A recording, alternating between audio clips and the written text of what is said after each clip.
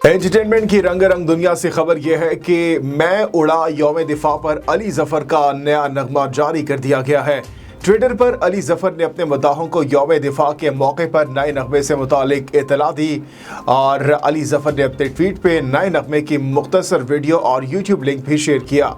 अली जफर का यह नगमा मैं उड़ा पाक फजाइया के इश्तराक से तैयार किया गया है। इकरा अजीज का शर्मिला फारूकी की तनकीद पर करारा जवाब। अदाकारा इकरा अजीज ने शर्मिला फारूकी की तनकीद पर जवाब देते हुए कहा कि शायद ये आपके लिए कोई बड़ी बात ना हो, लेकिन इस मर्दों की दुनिया में जहां वो अपनी बीवी की माँ की जिम्मेदारियां निभाने पर तारीफ नहीं करते, जो शौहर और बीवी दोनों की जिम्मेदारी होती है, लेकिन मेरे शौहर ना सिर्फ मेरी तारीफ करते हैं बल्कि वो मेरा भरपूर साथ भी देते हैं।